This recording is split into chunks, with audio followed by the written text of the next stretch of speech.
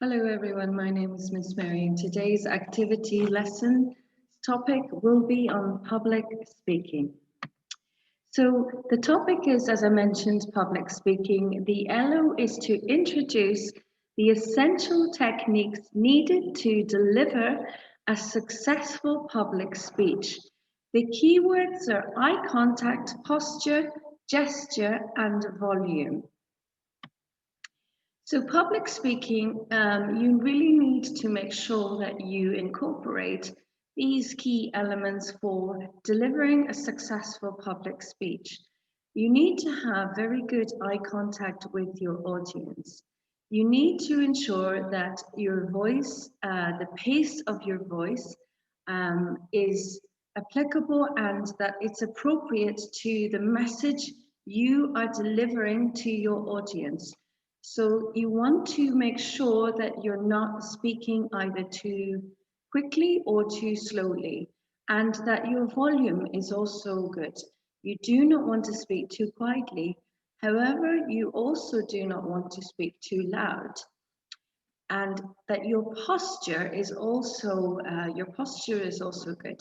That you want to make sure you're not drooping your shoulders or slouching, that you have your posture is like an asset to your speech, and that you are using effective gestures which help you to deliver a more successful public speech. So as I mentioned, eye contact is one of the most important parts of delivering a successful public speech. On the other hand, it's also one of the most difficult parts. Eye contact with your audience actually opens up a channel, a line of communication, and it makes you, the speaker, much more convincing and much more believable to your audience. So eye contact keeps your audience interested. A lack of eye contact actually creates a very tense atmosphere between your audience and you. You are the speaker. So when you have a lack of eye contact, your audience can become disengaged very, very quickly. Before you even begin to speak, it's crucial that you make direct eye contact with your audience. So for example, if you are already in the seminar hall, we can use this as an example, and you're in a seminar hall and your audience members are walking in. Make direct eye contact with those people right away. Look at individuals. Do not just scan across the room or look from left to right. Look over people's head. Establish this eye contact, which when you do this, you are automatically creating, this link between your audience members and you, the speaker. Open your eyes as wide as you can. These are some techniques you can practice with a family member or a friend at home. Roll your eyes, close your eyes as tightly as you can, close them as much as possible, yet still be able to see out of them. And if you practice these points listed here, you can actually see whether or not an audience member or the people listening to your speech how they would perceive you based on the kind of eye contact you are using with them. So as I mentioned, the appropriate voice control, the pace of your voice, and the volume there that you are using are really important elements. They're very important, so that you need to speak loudly and clearly. Speaking loudly and clearly, it actually gives your audience this feeling of, that they're really a part of your speech, and they actually are much more likely to believe you and what you are saying. When you are speaking loudly and clearly, you also, as a speaker, sound a lot more convincing, and this is what you need to do. You want to be convincing when you are delivering your message. So in terms of the pace of your voice and the volume, very good and effective public speaking really asks you to slow down. It requires you to be able to adjust the volume and the pace of your voice accordingly. If you feel that you are speaking too fast or too slow, you need to be able to see this and to adjust it accordingly. So with a partner at home, just practice these 2 points. How quickly can you say the alphabet? And how slowly can you say it? And if you say it very fast, you will be able to see right away that this pace of speaking would be too quick, for example, for when you're speaking in front of an audience. On the other hand, speaking so slowly would also be a negative effect for you as a speaker. So your posture is also a critical part of delivering a very good public speech. When you are standing in front of your audience, ensure that your shoulders are not slouched, that you are not moving your body a lot, your feet are not, you're not shuffling your feet, moving your feet a lot. That your head is not going from one side to the other, it's not tilting. You need to be very aware of your posture. And your posture is something that should not deviate from the message you are delivering to your audience. Your posture should not call attention to yourself.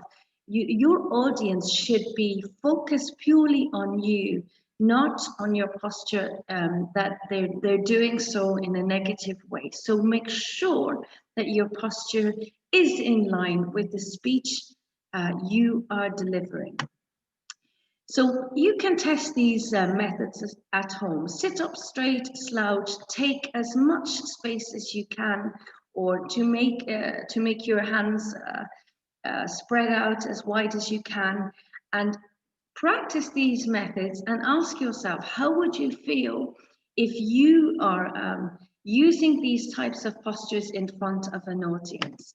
So think about the message you want to communicate. Your gestures see them as a tool, see them as an aid in helping you to deliver a very successful speech. Your message can be hugely affected by the type of gestures you use. Be natural and relaxed, be composed. However, you have to be aware that if you're moving your hands too much or not enough, again, both these can have an effect on how the audience views your message. So just be consistent right from the very beginning until the end, and be appropriate to your audience. So make sure your gestures are in line with the message you are delivering, and have a coordination with your speech so that it's coordinated from the very beginning right until the very end. Now you need to practice using only gestures, these points here: refusing to do something, pleading to be a part of something, and showing indifference, that you do not care. Practice these, and also showing happiness and frustration, using only hand gestures, and ask yourself or the partner that you're practicing with what they think of your gestures. Do your gestures actually stand as an aid? Are they actually helping you in your speech, or are they hindering you in your message? So your gestures and your posture need to be used as very helpful tools, which they are, for you to deliver a very successful public speech. So let's review the success criteria which you need to incorporate when delivering an effective public speech. As I mentioned right from the beginning, you need to have good eye contact with your audience. Eye contact and direct eye contact with individuals and your audience as a whole enables you to establish a link between your audience and you, the speaker. You're also engaging them individually, which makes them feel more a part of the space which you are all in. And using appropriate posture and gestures is very, very beneficial for you, the speaker. It adds these postures and gestures actually add significance to your speech. They make you, the speaker, sound more convincing, and they also enable you to make sure your message is communicated as clearly as it possibly can be. And also, as I mentioned, being aware of the pace with which you are speaking, that you are not speaking too fast or you are not speaking too slow, and that your volume is also appropriate. And keeping coordination with your gestures and your speech. So, for example, you do not want to have your hands moving too fast, but yet you will be speaking, slower than the pace with which your hands are moving. You do not want to do this. So, if you include these points listed, and if you take into account these points, and if you practice them, you have a greater chance of delivering a very successful public speech. And as I mentioned, what you want to do, you want to engage your audience right from the very, very beginning. So as long as you engage your audience and you incorporate these techniques into your speech, you have a much greater chance of delivering a very good and solid speech. So on that note, thank you.